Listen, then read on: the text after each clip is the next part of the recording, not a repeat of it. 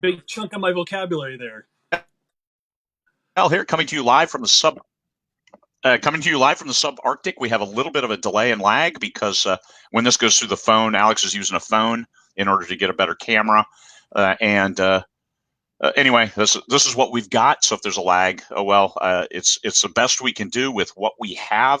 I have one bar. The internet is absolutely horrible today. And as we start all shows, it's Friday.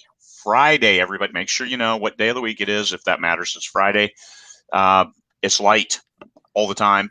And today we have a guest also from Fairbanks, just all the way on the other side of town. So say hi, Alex. Hi, Alex. How's it going? I couldn't resist. I'm sorry. The after I know it was a setup. I had a dentist appointment yesterday, and afterwards I stopped by Alex's house. I'm 57 years old, yet Alex's mom feeds his friends. So I got dinner, breakfast, and a huge plate of cookies from his mom. I never went inside. We stayed apart, all that good stuff. We went for a mile walk just because you can always burn a few more calories during lockdown or lock up, however you want to look at it. But yeah, Alex's mom fed me. She's good that way. She's real good that way. Yeah. Well, I'm saving Alex. I'm taking one for the team because Alex's mom is an outstanding cook, and that's we all have hobbies. Alex's mom's hobby is cooking. So, what we're do we have anybody watching today? Not yet. We don't have any comments popping up, so Nope. hopefully that will. Yeah. So, I, what do you I got do have going it on, on man? my computer so I can see. I can see what we're popping up. But you're right. You're not kidding. There's a delay. So yeah. So, what are you working on right now? How far are you into your story for your last Kickstarter? Um. Well, what I'm doing is I'm tightening up. Actually, this like what I was.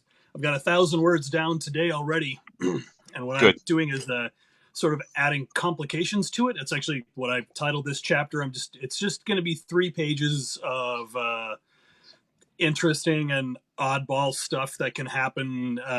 It's sort of my way of addressing some loose ends that I didn't know how to tie up otherwise. But I Okay. kind of feel like in role playing games, loose ends are inevitable. So rather Yeah. than just leaving them dangling, have like a couple pages listing, hey, here's some thoughts on what to do with various options. Or if you like the setting and like the playground and want to keep playing with it, here's some more ideas to keep going with it. So And Alex works miniatures, role play gaming, and comics. He mm-hmm. runs Kickstarters as well as direct sales, conventions. Took a hit this year because no conventions Yeah. and comics direct sales work best. So let's go to the foundation. You're doing what you're interested in. Yeah, this is stuff that I've been interested in my entire life. Yeah, you kind of broke up there a little bit for a second. But I'm working on stuff that I've been interested in my entire life, and basically I turned 40 and I needed to do something different, and I knew that I'd regret it for the rest of my life if I didn't at least take a shot at trying to do this as a job and a career. I've been doing a little bit like as a hobby on a break even basis for a few years before that, but I'd never taken it. I'd never even tried to take it seriously. And I think when we first met, I'd already published my first comic book with my friend Brianna, and yeah, it's just kind of sort of spread out from there. Where I'm like, anytime all these ideas that I've had in my head for since I was a teenager. In some cases, like no, let's make these things real, and that's what I'm engaged in, and it's been incredibly rewarding.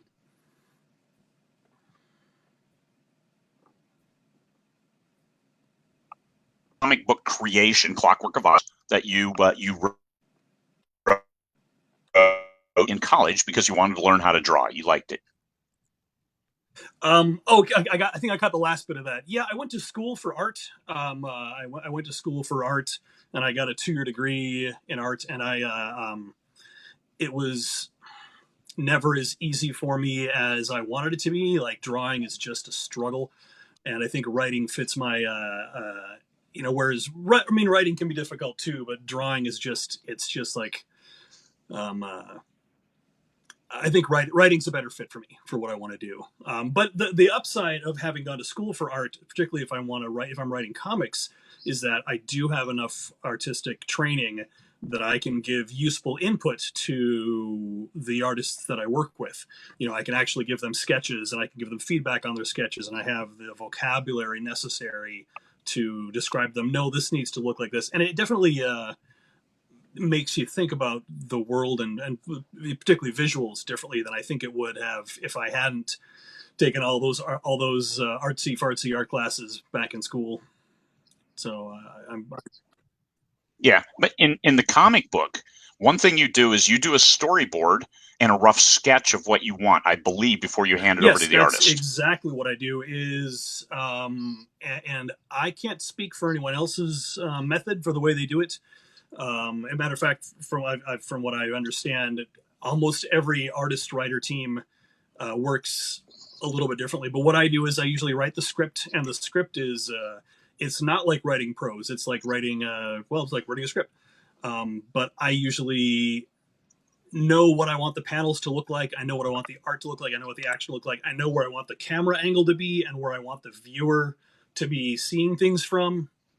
And I will give little thumbnails along with that, or sometimes costume directions like, no, they should be wearing a crown that looks like this, and I'll sketch the crown out. Um, and that definitely helps me get things closer to the vision that I want. And then, of course, it's a collaboration, so I tend to defer to the artist. If the artist is like, nope, that doesn't work, I have a better idea, I usually like, that's your department, sure, absolutely. But it's that's what collaborations are all about. Yeah. Well, and finding an artist, because you knew you appreciated comics. You have a Yep. vast collection, and you knew you couldn't draw to that level, the level that you wanted to No. portray as a real comic. And the artist you found, Brianna Regan, Yep. her original pieces sell for thousands of Mm-hmm. dollars, but she really likes the story concept, and so she demeans herself by drawing comics in Clockwork of Oz. Yeah, I'm How did you meet her and convince her to come on board and do comics? well, that came from my miniatures background. I had been burned trying to find artists online to do concept work for me. So the university's just up the hill from my house, and I know an art teacher up there. And I approached him and I said, "Hey, do you have any students who can produce professional quality work and can follow instructions and can meet deadlines?" And he's like, "I got two." And so he introduced me to a guy named Lucas Elliott, who I'm a buddy with, who is still my buddy, and Brianna Regan. And Brianna's work, her background is in fine art and illustration, and it really shows through in the finished work. And she did some concept art for me Yes. for some pterodactyls and a few other things, and it was just beautiful. And we just kind of hit it off and stayed friends. And a few years later, we were, I think, if I recall correctly, we were up at the Student Rec Center or the Wood Center up on campus and just kind of BSing about, like, well, what do you want to do for the next few years? And she talked about how she'd always wanted to draw a comic book that she could read to her daughter. And so she kind of pitched the idea at me. And then she said that she just wasn't enough of a writer to write it. And so I pitched some ideas back at her. I was like, oh, well, you could do this, you could do that, you could change this. And she's like, well, why don't you write it? I was like, okay. And a year and a half later, we had the first issue of the Clockwork Queen in my hands. Even have it nearby. I don't think. Yeah. No, you sold them all, man. I think I You saved were one. like a dynamo. I think I held Alex on and to I had one, a table together at the. but Okay, oh yeah, I have copies somewhere. no, nice, I have nice, copies sweet, actually yeah, close yeah. I by. have the So original. I while have you're the talking, I'll original dig one pen and out. ink lined But out over there somewhere. But yeah, it was. I mean, the first one, like my background, like I'm a big Robert E. Howard guy. I like horror movies, so trying to write a comic book from the perspective of like a 10-year-old girl, and you want like monsters, you want action, you want peril, you want stuff that kid like still gonna entertain kids, but trying to keep it very like family friendly, kid appropriate. That was a real an interesting exercise in flexing my comfort zone as a writer for the stuff that I wanted to write. and but I'm real proud of it. We've had, I don't want to oversell my credentials. We've had some really good success regionally. We've sold out in Alaska a couple print runs, and I did take the comic to the Rose City Comic Con in Portland, where it sold very well and got in a couple comic shops down there. But that's all I've got in print so far. I've got another one coming.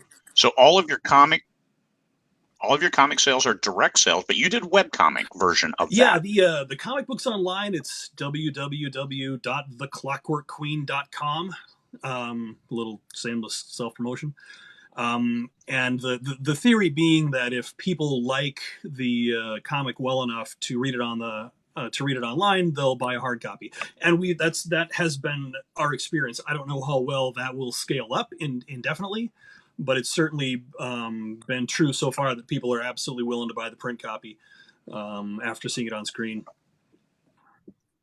And so you do print runs, but first, before we get in that, we have a question regarding cost per sketch, and that goes to, I know you're a financial arrangement with Brianna. Do you want to share it?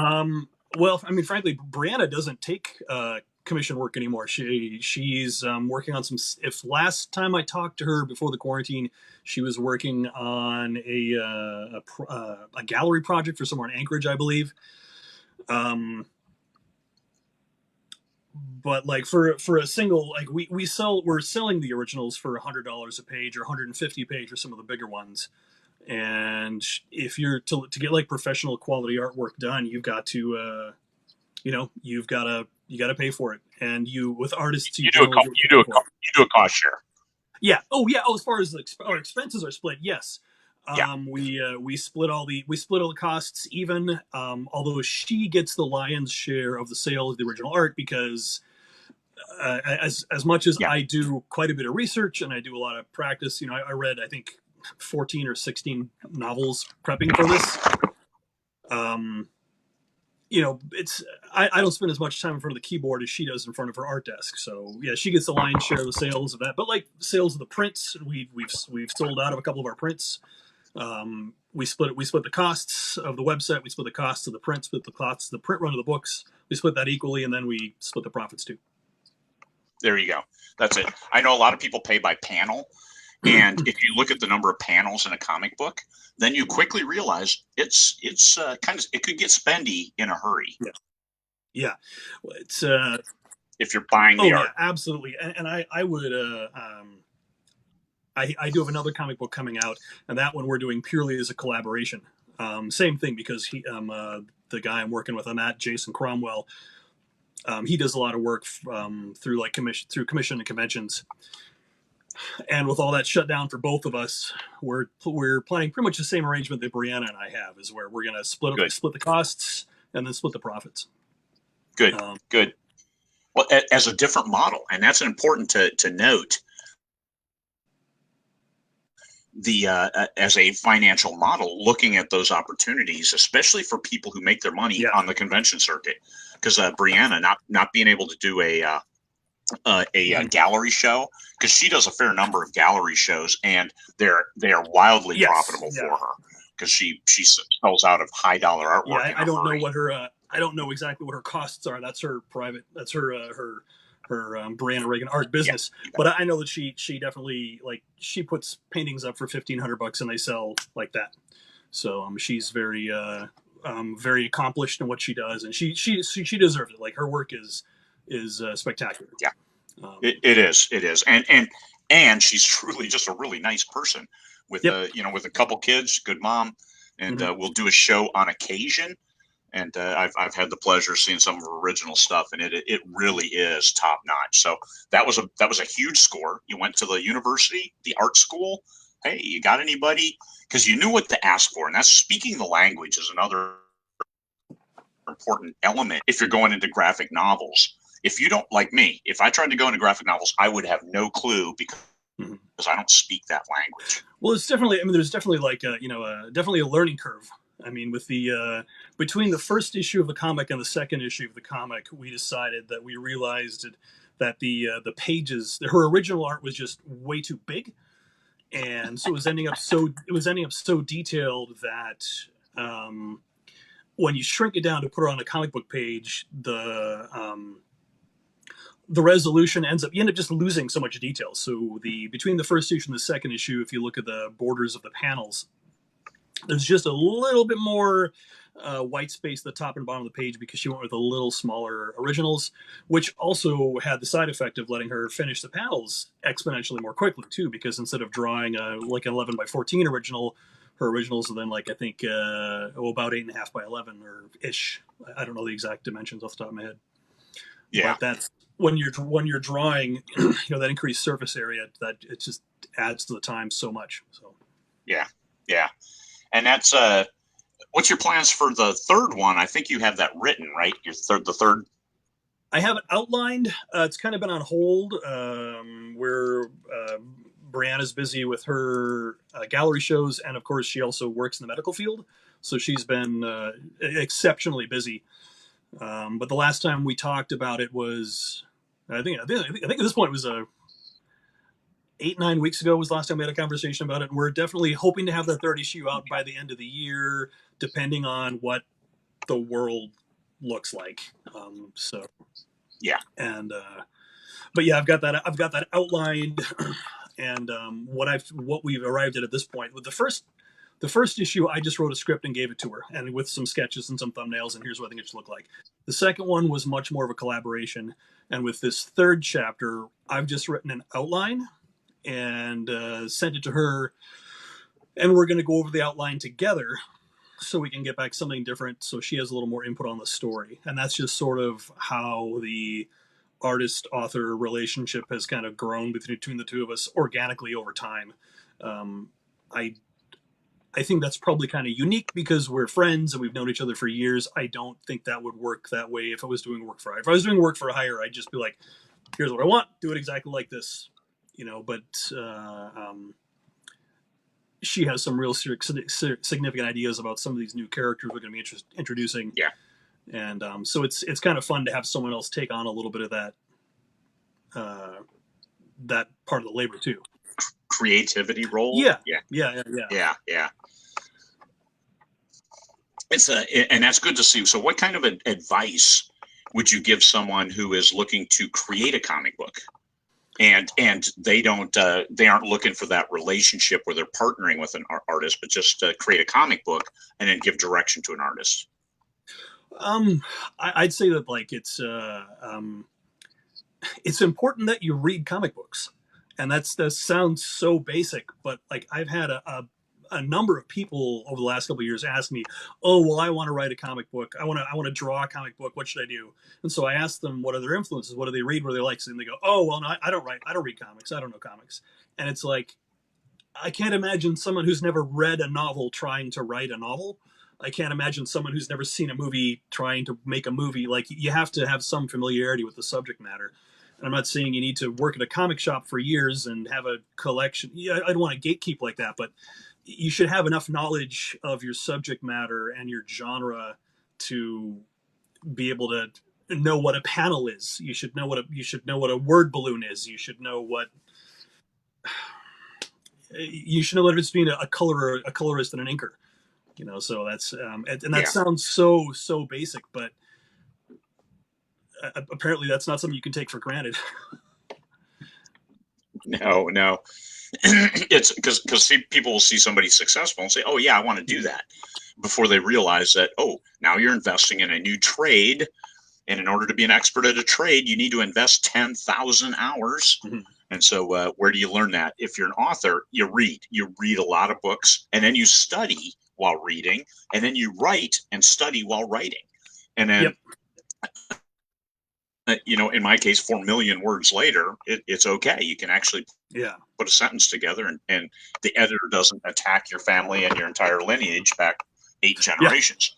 So and that's advice we always give people. I say, all great writers started as great readers. Mm-hmm. It's hard to, even though every human being is a natural storyteller. So this is how do you take that written story and put it into or verbal story and put it into written words? Mm-hmm. So somebody asked, are comic books a thing? Comic books, graphic novels? Yeah. Yes. It's a All huge those industry. superhero movies you see on TV, Marvel, DC, and the all those things you don't understand when you say Marvel and DC wars on Facebook, and you're like, why are you people arguing? I mean, this makes no sense to me. Marvel, DC, yes, comic books are massive. If you watch Big Bang Theory, no shit, people are like that. They go to comic shops and they hang out and talk And comics. graphic novels are huge too. I mean, if you look at some of the best selling children's authors, period, are like Needy Chanani and I'm sorry, I'm sure I butchered her last name, but I mean, so many of those books, and of course, now that I'm on the spot in front of a camera, I'm blanking on names. But Kate Beaton, people like that, Ryan North, people like that, they write best-selling books and they're comics. They call them graphic novels or trade paperbacks, but it's a massive industry, and superheroes are only a small slice of it. I mean, there's plenty of autobiographical stuff. I mean, the famous, probably one of the better known ones would be Art Spiegelman's Mouse, which is a story of his parents' survival during the Holocaust, and that won all kinds of awards. I believe it won a Pulitzer, I think, but it's used as a textbook in college classes. So it's not just superheroes; it's anything. It's if you want to if you want to make a movie, but you can't afford a movie, you hire a storyboard artist and you make it as a comic book. You know, I see someone here asked a question that I write the content that someone else creates the imagery. Do most comic book artists work this way? I have no idea. I can only talk about my own process. I know that most comics, or many comics, it's common to have an artist and a writer and have them be separate jobs, but it's also pretty common to have one person to just be a passion project and they write it themselves, they draw it themselves, they ink it themselves. It's there's plenty of one man bands out there, and there's plenty of creative teams, and sometimes the creative team will be 5 or 6 people. You'll have one person doing the pencils, one person doing the inks, another person doing the colors, another person doing the letters. It can be these things can be large collaborations between more than just 2 people.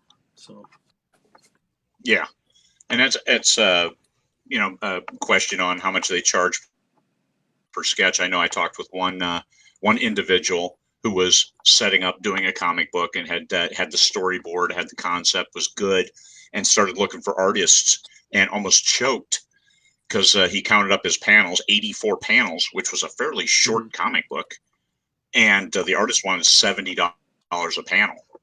Yeah. Well, it's like anything else. If you want to get professional quality work, you got to pay professional quality rates. And that's kind of why when I spoke to my friend at the university, I look back at that as I feel like that was a really good decision I made, where I went to the university and I asked the professor, hey, do you have any students who produce professional quality work? Because that fit my budget at the time. Yeah. College juniors and college seniors in art schools, like, they will charge lower than professional rates, but they can produce real close to professional quality work. And sometimes they do produce professional quality work. And that's at a stage in their career where, I mean, like, it gets so problematic when you talk about artists being asked to work for exposure, because exposure is never worth it except when it is. Like, if sometimes it's worth it to do something that's fun, because having your name published and having your name attached to a cool project, that can have value, but it doesn't put food in your stomach or keep your electricity on. So Yeah, and that's we started with Alex and his mom helping me out, but understand Alex is a helper kind of soul. The reason he lives with his mom is because she had stage 4 cancer, and Alex moved in to take care of her, and so this is an ongoing thing. So that's why you see this darkness. Hey man, here's a dude talking comic books who lives in a guy in the basement basement. because and that's how many people do we have on here who are primary care providers for somebody, and this is it's just a same relationship. It's you're taking care of people. My parents moved their parents in when my grandfather had Alzheimer's. So here's my parents retired at 65 years old and taking care of people. And my dad, I know he was really frustrated because he's like, this isn't how I envisioned my retirement.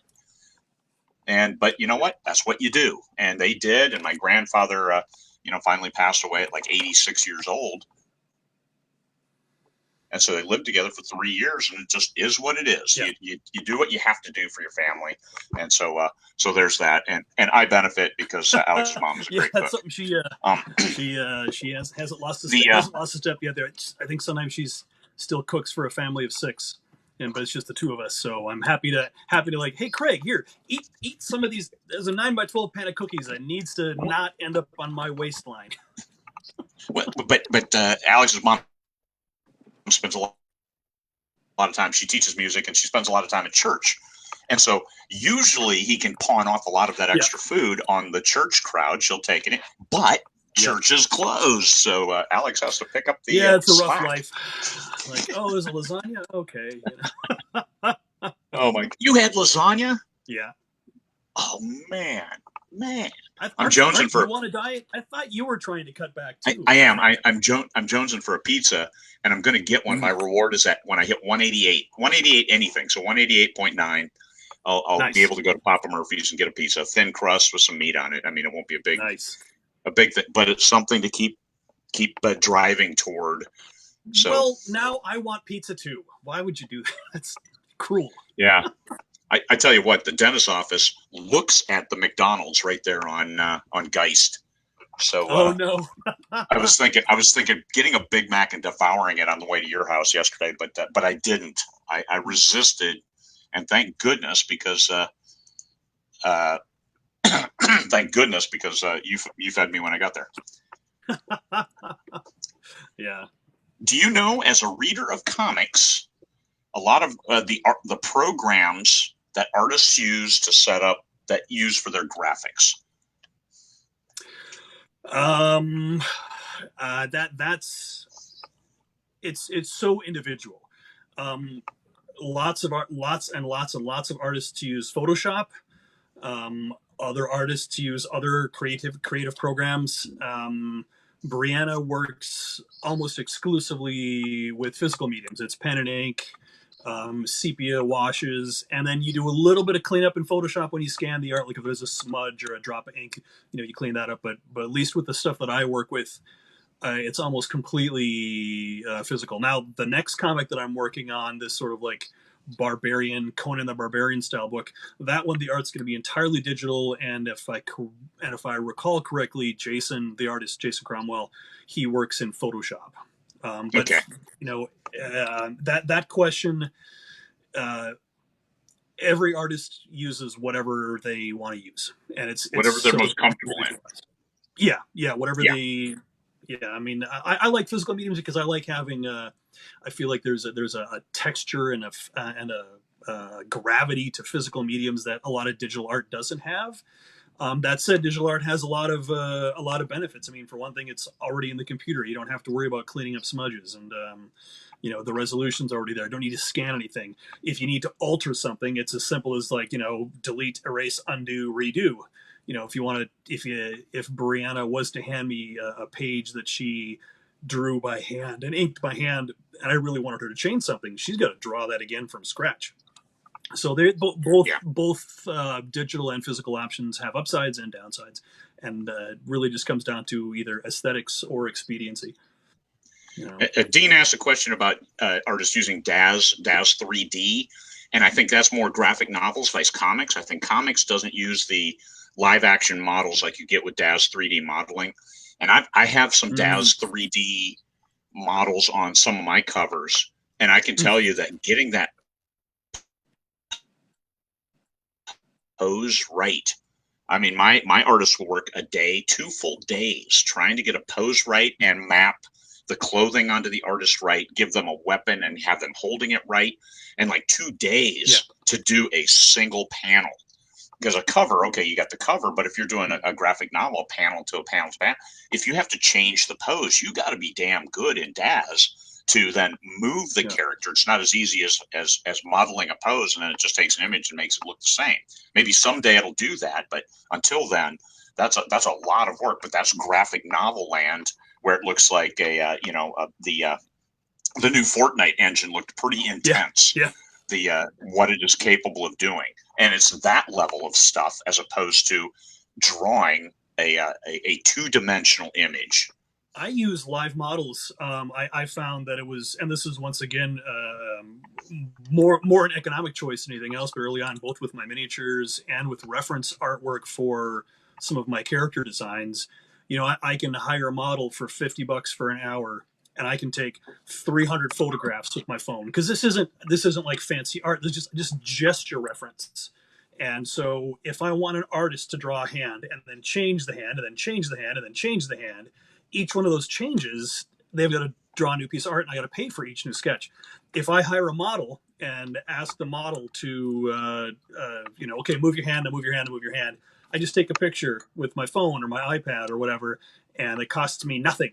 I can take hundreds of pictures an hour. So if I know what I want, and like for this barbarian comic, we're planning on doing that because we have we're working on the layouts right now, but I have a model who I'm going to ask, and it's not much more than stick figures, but once we get the layouts finished, I'm going to hire a model and have them pose for every human pose for the entire book.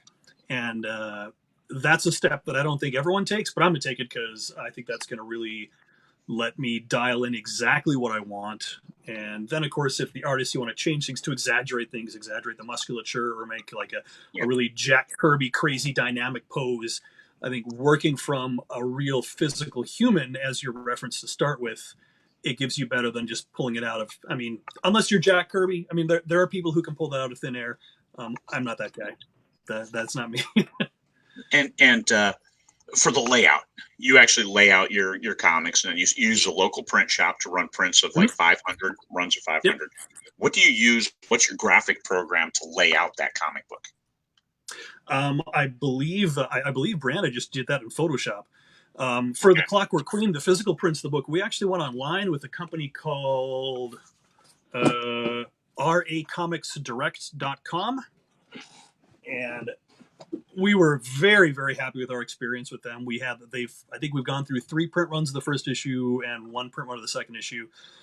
So they've done 4 runs for us, and very happy. I don't know, have any experience working with any other printers online. We did have a local print shop called Dateline. They printed out our first like a proof of concept, like a prototype. But we went online because they could do a little higher quality binding and a little higher quality paper. Um, uh, I don't think there was any savings in it though, because shipping to Alaska ended up eating a lot of that up. I actually think if I recall correctly, we shipped it to a friend of ours in Seattle who was flying to Alaska and then had her physically carry it as her free carry-on. Okay. Yeah, Because when you live in Alaska, you get creative sometimes with shipping solutions. you bet. I've done that. I've done that as well. Hand carry stuff down to the lower 48. Hey, I'm coming down. You'll get it in 3 months. Hey, I'm Yeah. okay. And going to Australia, I know I hand carry. I max out my luggage load every time I go to Australia carrying stuff for my son or other folks. Oh, sure. Yeah, absolutely. The so laying out a single. I know other people use InDesign. Mm-hmm. We can actually a program to lay things out. Laying them out physically using Photoshop. If you're good at Photoshop, that's a way to do it, because also you can tweak things a little bit, and Yeah. just all kinds of options. Once again, it comes back to whatever you're most comfortable with using. Because if you're getting into comic books, you have to have some kind of graphics ability. Otherwise, you have to pay somebody to do this. So just understand, manage your costs right up front. And I should go back and be very clear. I'm not the artist of these comics. I'm the writer of these comics. So it's entirely possible it was laid out in InDesign. Photoshop's what comes to my head, but I could be wrong about that. When you're working with an artist who's a professional, you trust them to do their job, and I feel like bugging the artist about that too much would be, but it's not my department. So. But if you didn't, then you need to be responsible for the layout. And the thing is, with collaborating with an artist, they take responsibility. So she's taking responsibility that the final product will look the best it can look, as opposed to me paying for a panel, accepting it, and then inserting it on a page and then filling in this page with the panels. That's a different look, because also she can advise on Yeah. layout, like this is a 3-panel page, or no, this needs to be just a split 2 vertical or split 2 horizontal in order to best move this story through these panels. So go ahead. And since it's collaboration, like, if you're working with a professional, this isn't something you should have to worry about. But like when it's a collaboration with someone who also cares about the project, then they're invested in it, and they care about it. It's not just some work for hire job that they're just checking the boxes to get through the day. It's something they care about. And I mean, like the first time she showed me the finished pages, I was like, oh, yep. Like, I mean, it really shows. It looks. I'm really proud to have my name on that book that is full of her art. Yeah. So as a seller of comics, when you go to a big show like Emerald City Comic Con, Yep. you go to a big I've been show. twice. How do you, as a vendor, make your name known and not as a wanker? I bring donuts. I'm not even joking. Like, because the first time I've done the Emerald City Comic Con in Seattle twice, and I've done the Rose City Comic Con in Portland once. And the story I like to tell is that Mike Mignola, who draws Hellboy, borrowed my stapler because I brought a little box of tools with me. Like, I asked some friends who did conventions. I asked them, what do I need to bring with? And they suggest, bring extra pens, bring like extra tape, 3x5 cards, a whole list of like stuff. So I had a little box of stuff to bring with, including a stapler. And during the setup, somebody was walking around. I think it was his assistant or something was walking around saying, "Hey, you don't have a stapler?" And I was like, "I do have a stapler." And so helping out the people around you. I mean, at a real, it can be as simple as like, "Hey, man, I need to use the bathroom. Can you watch my table for 5 minutes so no one steals my stuff?" But those small little things where everyone looks out for each other, like that's a form of, you don't want to. It's not mercenary, but it's absolutely a form of networking. I'm also not joking. I did bring donuts my first day at Rose City Comic Con and handed out donuts to everyone around me. Like, hey, nice to meet you. I'm the guy across the aisle. Like, want a donut?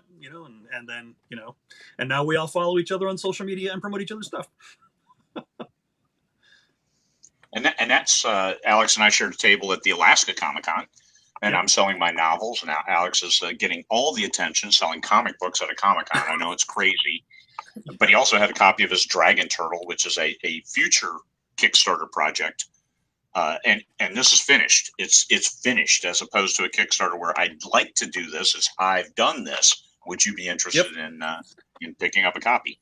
And that drew a lot of eyes because this is the high end painted version that looks Yep. super sexy and drew people in. And you had a number of offers to buy it on the spot. I And did. even people where you said I couldn't charge anything except, and you threw out a ridiculous number, people were okay. Like, yeah, I'll pay that. Can I have it now? And you're like, whoa, dude, no, I can't sell this. Dude, Yeah. I love you. I love you, man. I mean, the hugs were Yeah. amazing because they were pre-COVID hugs, kind of. Yes. The best hugs. That's the best. I'm not going to die because Yeah. I'm ignorant about it. Hugs, Oof, yes. man. But no, we had a good time and engaging. Alex has done a lot of shows, and I know we have people who do 30 shows a year, and it's standing up, always be engaged. Your phone is put away. You're looking. You have a visually appealing table, and the comics were a small part of the table, but you sold out. You sold out Yes. everything you had on the comic side because Yep. it's sitting there. But also another thing you had is we didn't have candies sitting out. Some people had that, but Alex brought me cookies, of course. But it was his bargain bin. He had gone through his Yep. garage. And he's like, I got all these miniatures that I have no use for, $1 each, and you just put them in a bucket, and $1 each for miniatures. So people would stand there and just be there for a while and buy one regardless. So they were throwing some cash at you. And oh, by the way, you're a local artist who draws a comic. So another important safety tip is local artist, especially if you're doing something from home or Yep. doing something around home. It's because up here in Alaska, people support the locals wildly so. So when Yeah. you say I did not have a sign saying Craig Martelle is a Fairbanks native. Otherwise, I think I would have had more sales. And the tragedy of our engagement, Alex said up front, you're going to sell a lot of your End Times Alaska because it's set right here. People want to support you. So the mayor came by and bought a copy of End Times Alaska because he's supporting the local people, and that's cool. I'm good with that. Yeah. I ran out, and I found when I was putting stuff away, there was a box in behind, a complete box of End Times 1 to 3. Oh So, no. no, oh yeah, 20 copies. And I'm like, You would holy have shit, I sold could have all sold 20 of all those. 20. I could have sold Oh yeah. all 20 at $20 each because that's what people wanted. I sold out like 6 hours on the first day of a 2-day show. Yeah. But that's Alex. Alex had known that. He's like, this is what you need. And I got as many as I could because they were backed up. But still, these are the things in comics. You have to look at your audience. There were people selling T-shirts across from us, and they're like, our biggest sellers, our two most ridiculous ones, we paid nothing for. We're sitting there, brain bouncing ideas off each other, and we threw out a couple of phrases, and those were our best sellers. They're not. It's their stuff. It's not like this is the way. Okay, we're not ripping off Mandalorian or anything. Yeah. No, these were Yeah. their own phrasing, and they were the biggest sellers. So uh, It's like sometimes you don't know what's going to sell. I've made miniatures. I've done stuff that I was like convinced like I'm going to sell so many of these, and nobody bought it. I've had other things that were just purely just like a lark, like oh okay I'll make this, and like they've been consistent sellers for me for 8-9 years at this point, and so yeah, I mean you like I have some idea of what's going to, or at least I like to think that I have some idea of what's going to sell and what's not, but I mean I'm constantly surprised. yeah. So Well, you're constantly that revenue because we really didn't expect to make any money on that, and we did just fine. And Alex yeah, did I was really, really good. very, very pleased. I certainly didn't expect to sell it. I thought I'd sell some copies, but I think I underestimated the local market up here, and it was really, yeah, really. I mean, that's a nice thing about smaller shows. Like it's someplace like the Emerald City Comic Con where there's 50,000 people, and I mean, God knows how many booths there.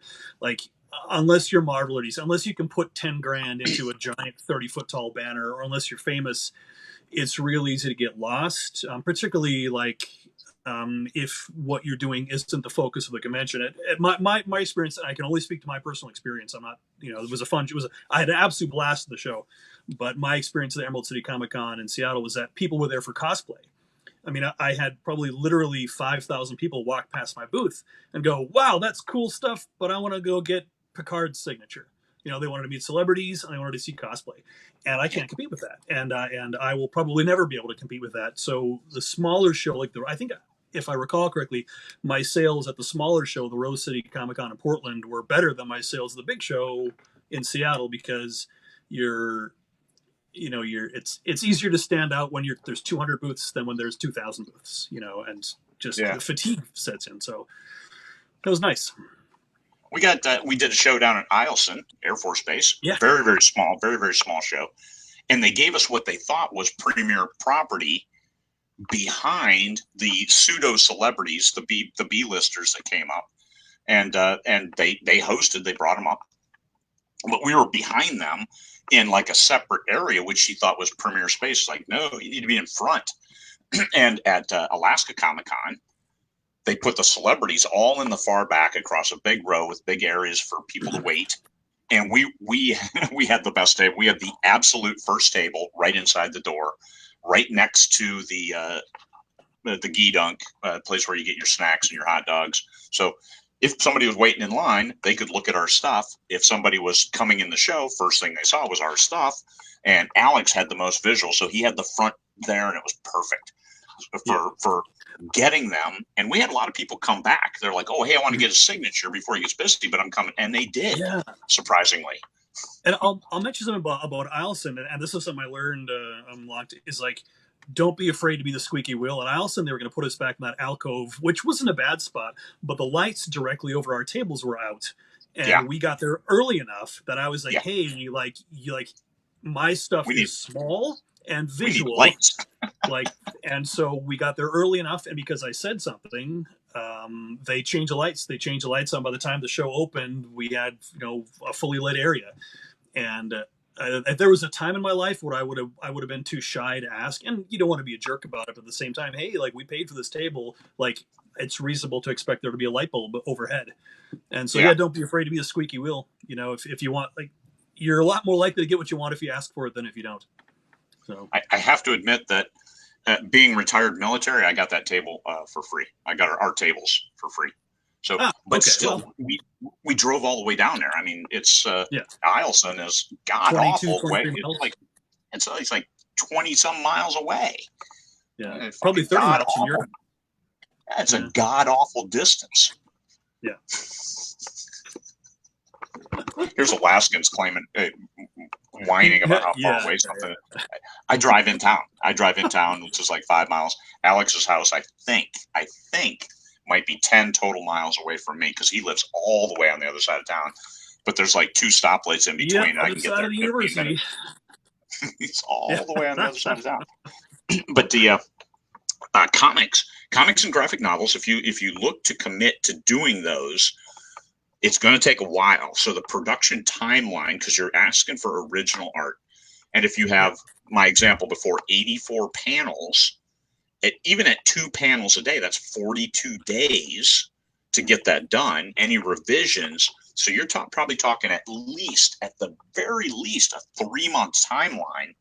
from when the artist gets the drawings until you are confident that this is right, the story is right, it flows well, and front to end. So 3 months at the earliest. That's what I'm thinking. Unless you're doing your I would. own art and have that vision.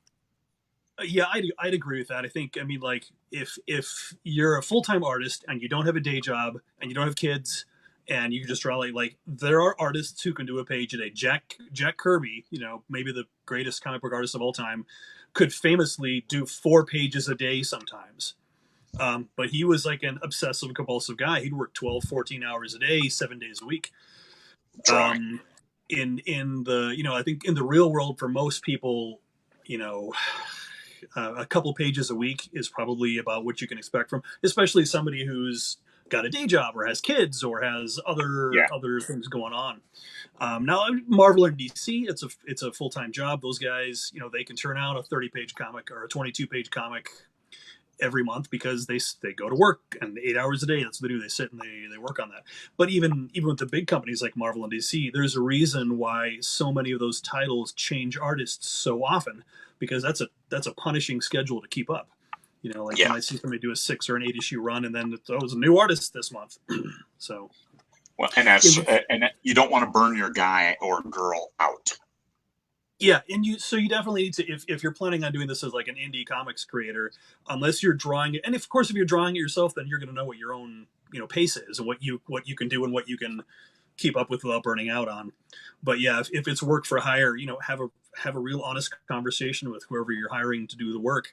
Be like, hey, like what can you turn out, and then check the references. Like, what have they done before? Jason Cromwell, the guy working on this Barbarian comic with me. I've known him for about 5 years. He's done a lot of the illustrations for my very late Cyclops book for my last Kickstarter. But I've worked with him, and he's able to turn stuff in on time, and it helps to work with someone who and who's motivated. But you're definitely going to want to build some lead time into the project. It's not something you can just turn around. Like Craig can sit down and be like, I'm going to write a book, and 3 weeks later he's got a book done. With comics, it's a little slower process. I would think. Yeah. The talk Yeah, one about. to 2 years for a 120-page graphic novel. That sounds about right. Um, I can see that. Yeah, and talk about doing a Kickstarter and Indiegogo, because most indies I know that have done a comic book who were novelists first mhm. went the Kickstarter route because it lowers your risk. Yeah, I mean, Kickstarter's perfect for stuff like that. I currently have a Kickstarter that is like very, very late. It's become it's been hanging over my head for a while. It's the lights at the end of the tunnel, but it's not there yet. But Kickstarter is great because it defrays your costs. It allows you to, like, it's an investment platform for people to invest in your project, but a lot of people treat it like it's Etsy, where they're like, I want this thing, you're making this thing, let me place a pre-order. And Yeah, Kickstarter, and there's $1 million companies using Kickstarter as a way to do pre-orders. But for small indie creators, it's a great way to get your work in front of a whole lot of eyes who are there specifically to shop for comics. because you can just go to Kickstarter and browse. And Facebook ads are great. I had a real good response to my Facebook ads. I had a pretty good response to Twitter ads. I had like $1,000 worth of sales came from Twitter. You know, it just it's you do the tedious work of like, what are the hot hashtags for comics right now? Hashtag indie comics, hashtag black and white, hashtag pen and ink art. You know, or whatever hashtags are appropriate, and you advertise, you target it to your audience. It's all the stuff that you talk about on the 20 books to 50K stuff. It's the same thing. You're just targeting comics readers or graphic novel, readers rather than prose readership. Yeah. Yeah. Um, uh, uh, and Kickstarter also helps you kind of gauge, like, is what I'm doing viable? If it's just a vanity project, if you have this story in your heart and you just have to get it down, have to get it out, man, have fun, go for it. But if you're trying to sell it to an audience in Kickstarter, it's the ultimate litmus test. Like, will people buy this or not? Well, put it in front of them, and then if it flops, the thing with Kickstarter is then there's very little risk either. You finish a few pages, you finish 4, 5, 6 pages, show some pencils for what you think the rest of the story is going to be, and then you're only out the cost of those few pages, and of course the stress to your heart of running a failed Kickstarter campaign. I have some friends who've run some Kickstarters that have failed. Both of my Kickstarters that I've run so far have succeeded in their funding. Fulfillment's still a work in progress on the second one, but it's getting there. Getting there, that's right. Yeah. So I think Kickstarter is a great way. I'm less familiar with Indiegogo. I have some friends who've run things on Indiegogo, but my understanding is that it's essentially fairly similar. I don't know I can't speak to the specifics of those because I've never run one. Yeah, the mechanics of how it works is a little bit different, but it's similar in that it's crowdfunding, and the crowdfunding is simply getting people to invest in you without looking for venture capitalists. And all you're doing, you're not looking at, hey, your investment, I'll pay you 5%, I'll pay you a share of the road. No, you're not. You're just giving them the product, and they get the product first, and then they can do add-ons, and you can do some custom, and you can have high-end. Hey, if you buy in at the $1,000 director level, I'll let you design a character on this page, in this panel, and those kinds of things to then increase the amount of funds you have available to fund the project. And they don't get charged if it doesn't hit your funding. So you need to make sure that you know what that funding level is with lots of fudge factor, because they take their costs. And then PayPal will have, or the cost, however you manage your costs. The credit cards take a chunk. Kickstarter takes a chunk. You got to pay your taxes, and so you need to build all that into your costs, and then plan for overruns. Plan for what if something goes wrong? What if the cost of paper goes up? What if the cost of shipping goes up? And so you should absolutely build some wiggle room into your budget there. And if at the end of the day you end up a little bit under that, well, great, you can buy yourself a nice lunch. Or you can put that towards your next project. But one of the fun things with comics is that just by making a comic book yourself, you have built into that some cool stretch goals you can give out there, or cool rewards you can give out. Like, oh, you like this comic? Well, if you pledge this much, you can get the actual artwork. You get the original page. And so you also have things like prints. We had a lot of luck selling prints of the Clockwork Queen book, and a couple of the prints are just pages from the book. That Brianna's art it's beautiful, and oh, hey, this panel here makes a great print, and it did. We sold out of that. So yeah. And I know you had like note cards and stuff that hey, this is write a character note. Cards, and I think we talked about doing bookmarks. That never happened, but it's definitely. The fun thing about having a project with that much art involved is that it's real easy to repurpose that art for other things. Do people are you getting a lot of comments ordering T-shirts? Well, looking for you have an entire book worth of art you could put on a T-shirt. And so a lot of that, those extra things that might be part of, the extra stuff to sell. That's all. You're already halfway there, more than halfway there. Which in some of those cases, if you're using Photoshop and manipulating imagery, then you need to make sure if you've done a a deposit photo or purchase, that you have the right license to then put on Yep. merchandise as Yep. opposed to just in your book. So licensing, if it's all original art, you don't have any of those issues pending how you set up your contract with the artist. Yeah, yeah. And what I've done for with Brienne and I, we actually have a contract. We worked all out. We talked and we signed a contract, so that's all worked out between us. With my next one, we're doing something a little bit differently, where I get the rights to the artwork, but the artist, he's going to retain rights to sell prints, which I will not have. Yeah. So the artwork's all mine. I can do whatever I want with it, and I do have the rights to reproduce the art for things like advertising or promotionals. But if he wants to sell artist prints, because I don't want to have to deal with stocking artist prints, and living in Alaska, I don't want to have to deal with carrying fancy, fragile art prints out of state Yeah. with me. So it's not something I'd be interested in doing anyways, but that he gets copies of the book himself. And the artist also gets to buy as many copies of the book at cost as he wants that he can sell at events that he does. So I don't make any money off that, but it doesn't, that way he still gets a cool product he can sell that has his name on it. So Yeah. each project you're going to want to work out details that are mutually agreeable for everyone involved, and you go from there. And getting that buy-in from the artist and author, from all parties involved, is very, very important, because that ownership of, I need to see this through and make sure it's done right, as opposed to, this is work for hire, I'll do what I can, and we'll move on. It's very important to get that buy-in and sell them on the project, that so they're excited about it, and you listen to them back and forth in order to keep them excited about it, because unlike burning out an artist and changing an artist after 3 months, you don't want to do that. So stay on Yeah, top. and that's one thing that, like, for example, Japanese manga has, that is it's often commented on in the comics communities, that, like, a Japanese manga comic will have the same artist for 10 years, and so you have this continuity of imagery. And because with comics, you're not just selling the story, but you're selling the story and the imagery. It's like recasting the actor in a movie.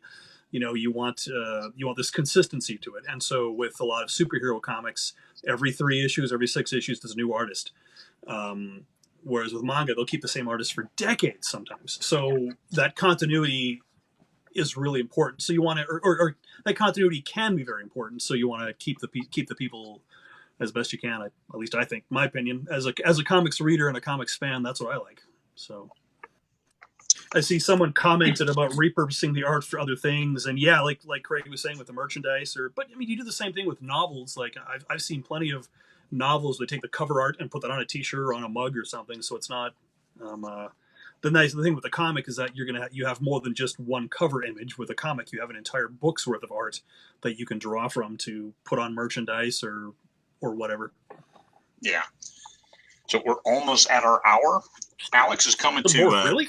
Yeah, I know. Alex is Right. coming to Vegas, and Yep.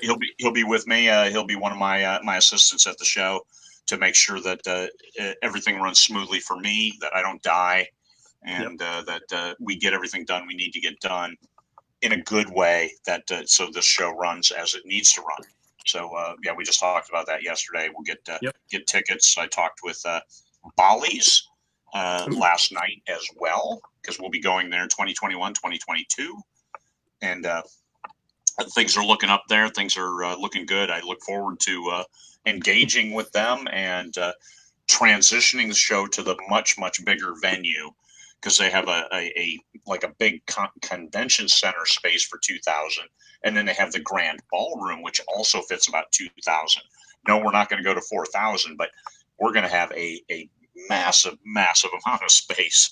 So I don't know if we'll have a vendor event. I don't know if the author signing event will go this year. We're trying to make it happen, but we have to wait until Vegas opens back up and we see, is this going to be viable to have fans come in and have signings. So this is ear to the ground. If we don't, we'll refund everybody who signed up for the author event their certain part, and then we just won't have that Friday. We'll have something else instead, because we own the space. So we'll have Yeah. some sexy event, and we'll have a good time, and learn about self-publishing as much as we can, network as much as we can, and do things that we'll need to do after being locked up inside for way too long this year. Oh yeah. So it'll be a nice release, and it's Vegas, baby.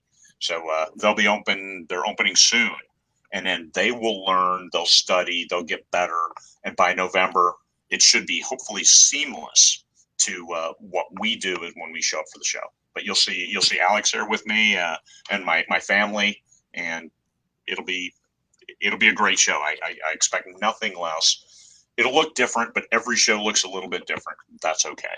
But today we talked about comic books and comics and what it takes to get set up for that, the investment you need in mental capital, as well as physical capital, the time frames you need to think about for those, and ways to move forward and venues to sell those books. We did not talk about selling those on Amazon because Alex has not put those books on Amazon. Nope. They're physical copies, and they're in bookstores, and it's through his online clockworkqueen.com. Yep. Where We certainly hope to go national at some point, but right now, until we have we're selling individual issues right now.